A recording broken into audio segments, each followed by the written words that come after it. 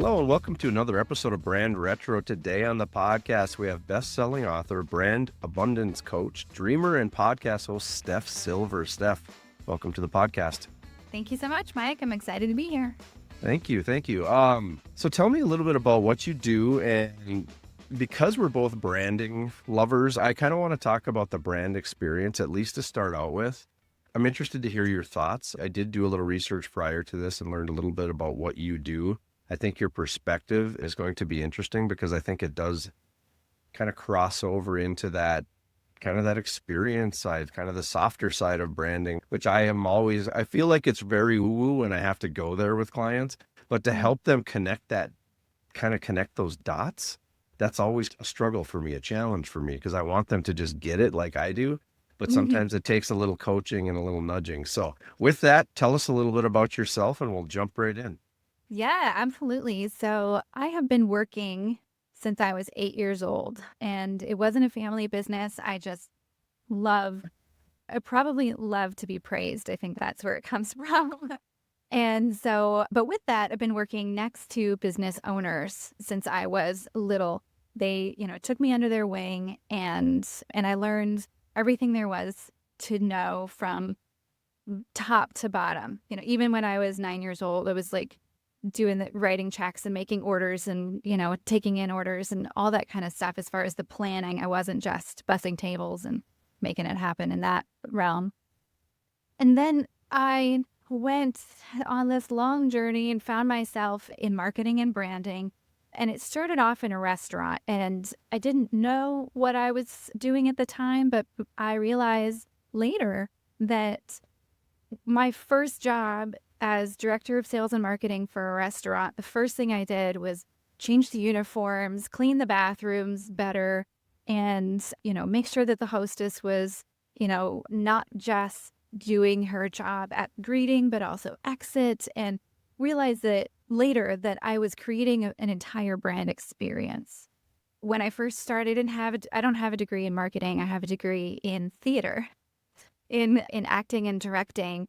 And that also, I was interested in not just acting and not just in the directing side. It wasn't just lighting and costumes. It was what's the temperature? How does it smell? All the different things that go into what an audience member experiences to get them fully immersed into the process of whatever you're trying to get them, to buy into, because it is an experience and not just a purchase.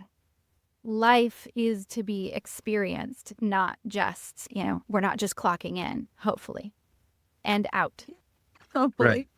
So that's the quick nitty-gritty of how I got into brand experience. I started Mind Collective, my own agency, about 5 years ago. To be honest, I started off thinking it's going to be this big, retreat and coaching and all this kind of stuff. And I freaked out and got scared and went directly into creating logos and collateral sheets. But over the last couple of years and through a lot of personal trauma, I have found my way into the business that was in my dreams to begin with, which is, coaching and guiding business owners and individuals into a place of creating their brand experience, but also their life experience, and helping the leaders and individuals find a balance between work, family, and peace and joy in life. Yeah. I think at least it was for me. I think the coaching, the nudging, the guidance, and just the clarity around brand and what that means, what that looks like, and how far it truly extends. I think that's just inherent in what we do. Because I'm kind of like you where, I go into some of these things somewhat taking it for granted, expecting people to kind of know it.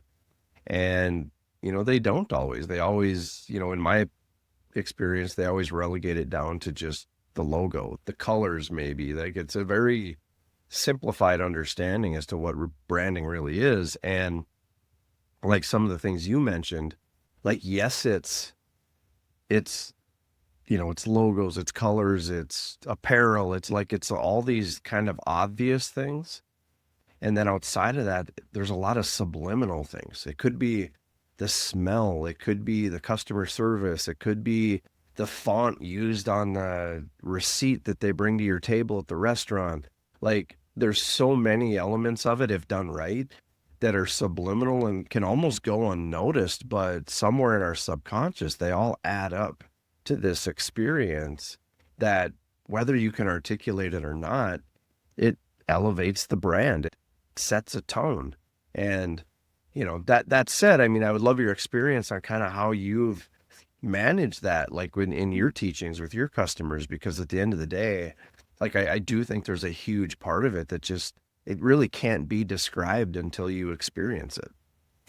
Absolutely. It is really difficult if it's not a part of, like you said, I think marketing and branding is very much intuitive for people who like you, who like it's common sense. That's Yeah. not so common. Common sense is not common. It is something that people who get it think it's easy. But you mentioned the word elevated. And that's something that I think a lot of people, when you think of brand experience, when I think of brand experience, it doesn't always have to be elevated. What is the perception of value that you're going for?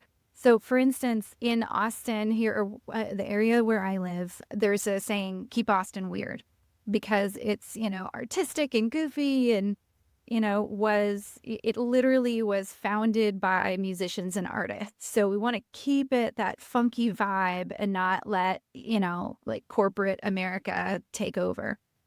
What does that mean as a city, but also as a business? So I had this client a couple of years ago called Manja Pizza. And they were very much they had like a big dinosaur, blow up dinosaur on their building. And they just naturally were fun, funky, quirky people who created a fun, funky, quirky business. And then they expanded. They had multiple locations throughout Austin and they were doing great until they opened a restaurant in Round Rock, which is just north of us, which is a lot more conservative. And they could not get their numbers. They're like, I don't understand. Like, they were so used to just opening businesses and they just succeeded. But their brand organically matched their audience. They didn't create it on purpose. It just happened. But what they didn't expect was that their brand did not organically match the audience that they were going into. The demographics said the cost of living matches what, all the other locations, match. We're going into this location that is next to other types of businesses. So on a spreadsheet, it looked like it would work. Yeah. But if you were looking at the heart and soul and personality of the neighborhoods, it didn't match. So perception of value says Walmart can succeed, and so can Nordstrom. You don't have to elevate always your brand and perception of value. You have to match the expectations of your customer. If you want to sell for low prices, then you can have fluorescent lighting and funky bright blue, whatever, like sunshiny logo. But if you want to charge, I don't even know because I don't go in there much, but if you want to charge, $2,000 for a pair of shoes, you better increase that feeling and that entire experience that someone has when they walk in. So my experience in getting people to, or my business owners, my client, the problem that I came across as a marketer is I worked for a design shop and we did digital marketing. So the perception that people had is that they were going to come in and get a logo and get collateral sheets. And we were going to, create this digital marketing campaign that automatically created success. And then when we created those things and they weren't 100% working, and I said, well, what's your customer success plan? What's the scripts that, people are having when we're calling in? What's your follow through? All of the different things that are beyond the design shop and, the digital marketing campaign. Yep. They were like, stay on my business. That's my thing. And I'm like, well, it's kind of our thing because you're asking me why we're not successful, but it's the entire experience. Yeah, and that's actually just for clarity. Like that's what I meant by elevated experiences. Yeah. Elevated in the sense that you maximized every opportunity. Because it could be the way you talk on the phone to a client. It could be, instead of buying, the cheaper napkins, you get the ones with your logo on it, and maybe it's got a QR code or I don't know. And just for clarity, you don't have to do all of them. But as your brand evolves, as you think through the experience front to back of your consumer, of your, of your audience, where are those opportunities and how do you maximize them? And it seems because even like you mentioned, like the script, the call script, most people don't even think of that. When the phone rings, I pick it up, I answer it, and I try to be normal, and that's it. That's the plan. And it's like, okay, that's not like the worst plan in the world. But what if intentionally we said this or did this? And then that's when you start to kind of build out all these other pieces that connect. And all of a sudden you're like, wait a minute, well, if we're going to do that, then we should really do this and change our answering machine to match this. Exactly. Connect all these dots. And before you know it, like you've got that thing where they might not even really know. Like I can't put my finger on why I love that brand so much, but every time I do something with them, I leave the experience feeling fantastic. Yeah. What's your return policy? All that kind of stuff. Yep. The thing that goes even deeper, though, the way that so if there's, I don't actually believe in scripts as far as you have to say exactly this. What I believe in is it has to feel this way. Yep. And the way to get there, start from the very top and communication with the entire staff. So your brand experience really is how you manage, how you pay, what your sick policy is, how you deal with people when they have family emergencies. Mm-hmm. Because what decisions you make when the finances get tough, because they get tough, right? Mm-hmm. Businesses they all have seasons where they're like, oh my gosh, I got to make these decisions. Do I want the quality napkins, or for this party, do I get a quality napkin without a logo? Like what decisions do I make? Or do I let go of that person and get all the quality branding stuff? Mm-hmm.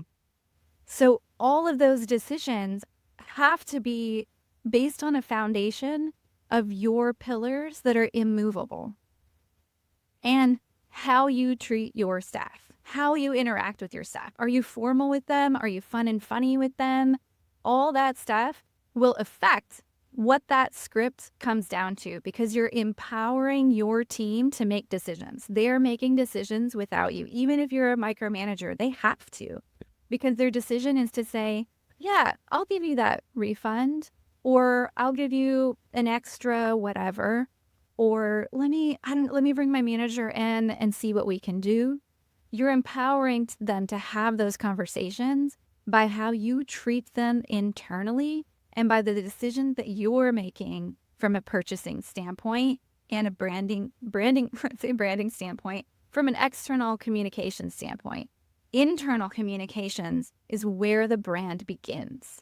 Yeah, I would agree with that. And I think that it's important to, kind of understand that branding is not just the outward appearance. It's not just the outward message. It's who you are inside and out, and how all that kind of connects and how those things work together. Because like you said, as you grow the business and as you put people in the position to be spokespersons and representatives or ambassadors of your brand, we're all going to make mistakes, but 9 out of 10 times they should be able to accurately represent what you're all about, what your brand is all about, and almost do it to the level that you would. And I think that's forgotten sometimes. And branding everybody, I think they're figuring this out. It's a big animal, and it doesn't mean you're failing if you're not checking 100 boxes, but take them in chunks.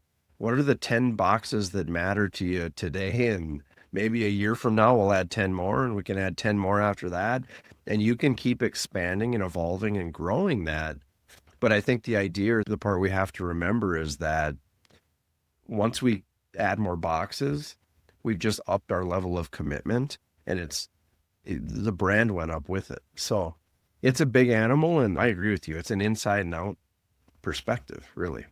Yeah, absolutely. I remember asking myself, what is it? Why are there businesses that last for 200 years and there are those that last for 2 years?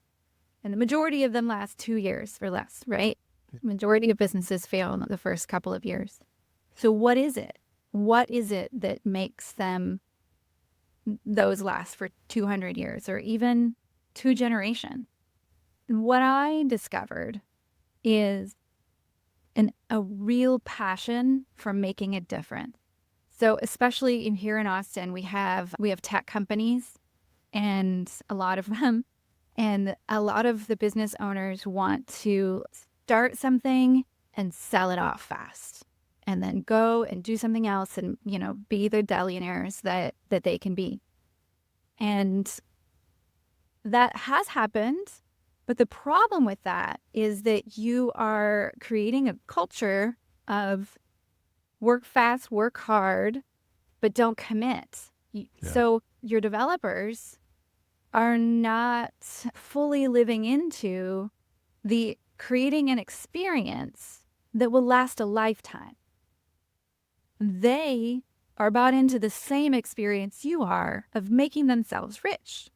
And so maybe it will be a quality product or something that is super innovative, like so innovative. But so innovative doesn't mean success if your customer journey if your customers aren't excited, if they're not telling other people. And then if it does get purchased, this is the biggest problem that I see. You have something really innovative and it does make it to that big purchase. Then you move in and you join another culture. Everybody gets fired because nobody was bought into the actual product. They're buying the technology, not the people. And then the product disappears because there was nobody to pull it forward. Yeah. It's that passion for making a difference that actually needs to flow down into the rest of the company to create the experience. Because in the long run, the business owner shouldn't be the one choosing napkins. We keep going back to that because it's a simple thing. But you need someone else to be like, no, this is the one that matches us. This is the venue that matches us. This is the band that matches us. Do we have a band or do we have a DJ? Like, those decisions are your brand. And I think it expedites the evolution of the brand, because when you bring people up as the owner, if you bring people up, to that decision-making level, to the point where they're starting to not only contribute, but to make decisions where either A, you don't have to, or B, you're like, dang, that's a pretty good idea. When they start to do that, it completely lightens your load as the primary decision maker, the owner, or whatever you want to say, because now you've got these people that you not only trust, but you're like, I almost like their ideas better than mine. Yes. And if they totally get it, that's when the brand starts to evolve. And that's what I always tell clients too, and then I'll talk, but they talk about rebrand. And I'm like, you don't have to rebrand. Like, rebranding is like, and again, I know at times, yes, it applies.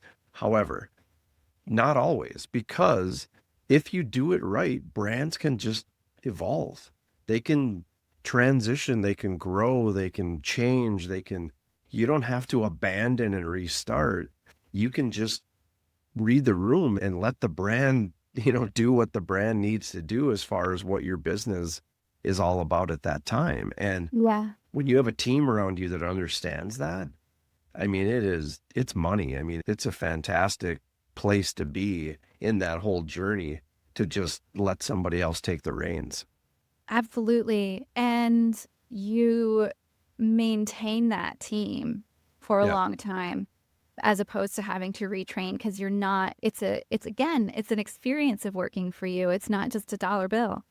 But we were talking about, the external branding elements that people actually do think about a lot. But what we don't realize, or what a lot of business owners don't realize, is when you empower your team through passion and through alignment to an experience and the customer, it's your product innovation that really is affected. So if you are a tech company, what features you add are tied directly to that customer experience and not just to what your competitor is doing. Because when that happens, you fall behind. If you start really paying attention and being passionate about your customers, then, like you said, your team will come to you and say, you know, I've been hearing or feeling this. What if we add this product? What if we add this service? What if we add this feature to our technology stack? Because then it comes from a place of relationship with your customers and your vendors and your partners, as opposed to the spreadsheet telling you or your competitor analysis telling you what needs to happen. And then your speed, everything is based on your customers and not your investors and board members pushing you. You can say, you know what? The customers aren't asking for that. They're asking for this other thing. So slow down, investors. We got this. My team has this. I think that's a huge part that gets forgotten in this process, because the business, the product, the dollars and cents, the spreadsheets, I think that almost takes too much precedent, especially when you have investors or outside parties involved. Because when you're seeking partnerships, or finding suppliers, or you're finding people that, you're basically inviting into your ecosystem, I think we start with whether or not they can deliver what we need. What are the goods? Can they bring the goods? Not saying that's not important, but equally as important is, are they like us? Do they think like us? Is this somebody I want to hang out with? Like that's what they want. That's what you got to be asking yourself. And I know there's compromises and gray areas, and you have to find balance there. However, it's a very important part of the process, because, everybody comes out of the gate hot, whether it's a first date or a job interview, everybody says the right things. You got to think about 2 weeks down the road, 6 months down the road, 2 years down the road. Is this person cut from the kind of cloth that is going to grow my business and align with my brand?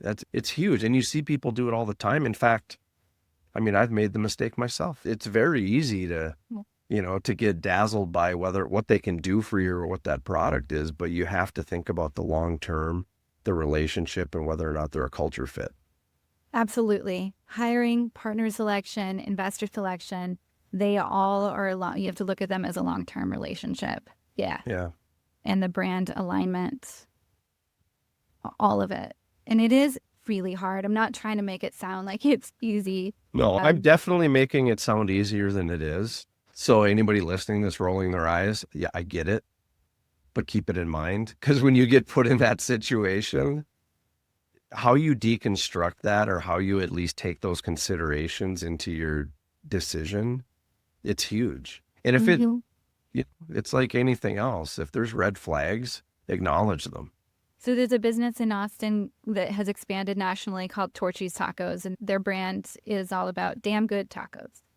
And one of the kitchen managers came to the owner of the business and said, we can get this corn so much cheaper from this other company, and we can speed up our delivery of our food if we do X, Y, and Z. We like pre-fry and then double fry and then use this warmer. Yeah. And the owner was like, who do you think I am?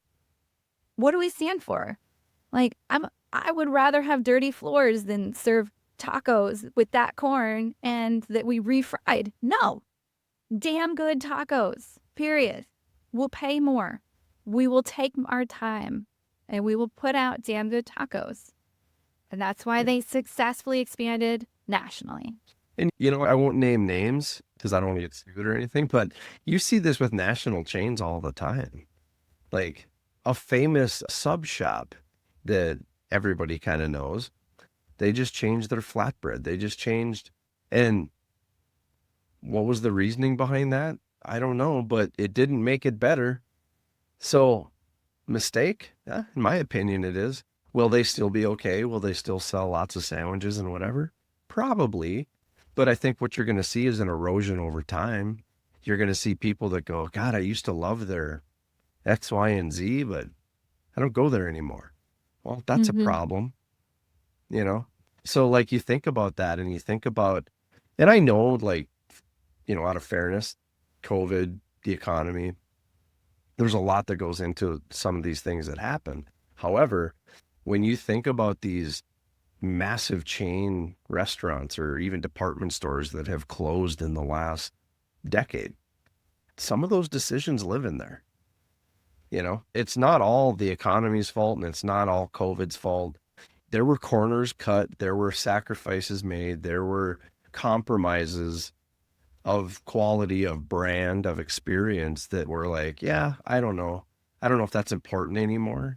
And it's like, you better believe it is. Like, all that stuff adds up. And again, as business owners, we all got to make tough decisions. I get it.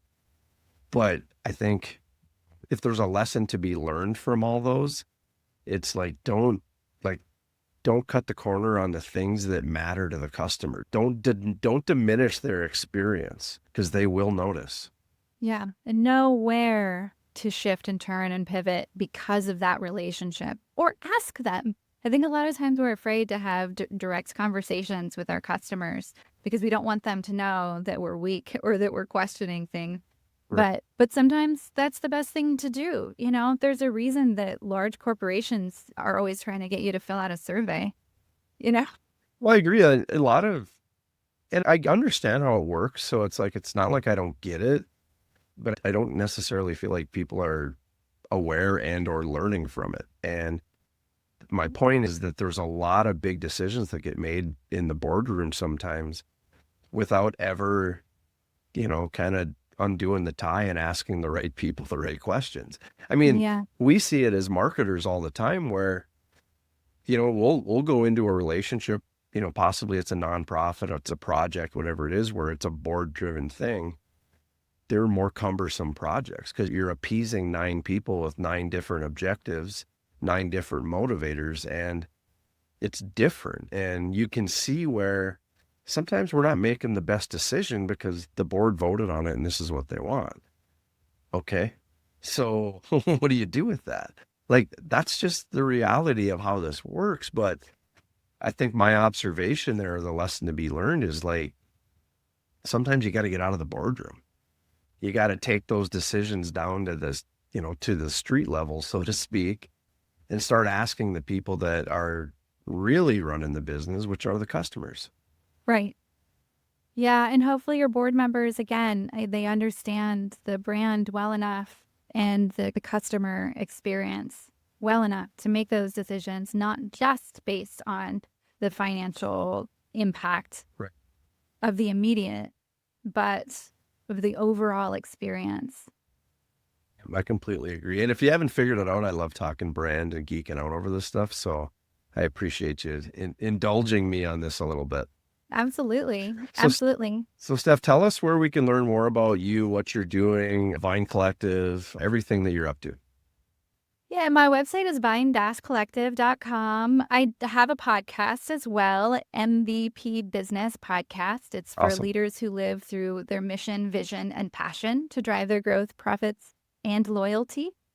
And I have recently published a book called Anywhere USA. It's actually not a brand experience book. It is a memoir because I had a wild and crazy life and it's too interesting of a story not to tell. But there are a lot of life lessons in there because I've gone through a lot in my life, especially in the last 5 years. And both of my parents died. Obviously, we all went through COVID, and then I had a divorce, and I spiraled down into the depths of all things bad in my mind. My personal brand experience was the worst, which created a life experience all around me that was not great. And through using my own tools and techniques, pulled myself up and brought myself back to exactly where I wanted to be to begin with, and realized that I had not been living true to myself and my own life and brand experience. I was following the expectations of what I thought was put upon me by who knows who, like the thing that we do as human. And so now, in addition to the brand soapbox that I like to be on, I'm on a quest to help as many people find the balance between work, true success, and peace in life, connection to family, connection to friends.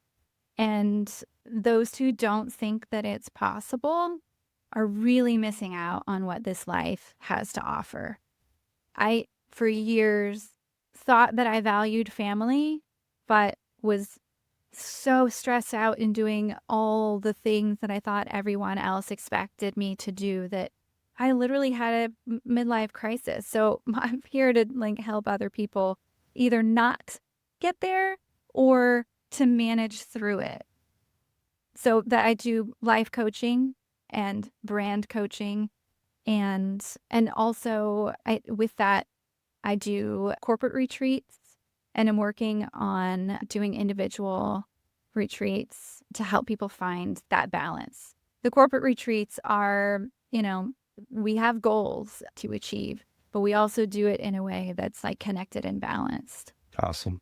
And I think that's super important, especially for those who are business owners, entrepreneurs. It's easy to get sucked into the cool factor of grinding and, oh my goodness, but you still have to unplug sometimes. You still have family to take care of. You still have, and I'm with it. Like, I know how hard this is, but you got to find balance, and that's the important part. So, well, Steph, thank you again for Absolutely. being on the podcast, and I really appreciate you taking that deep dive with us and talking branding, the experience, and also giving us the information about where we can learn more about you. And I will include all those links and references within the show notes. So with that, thank you again for being on the podcast.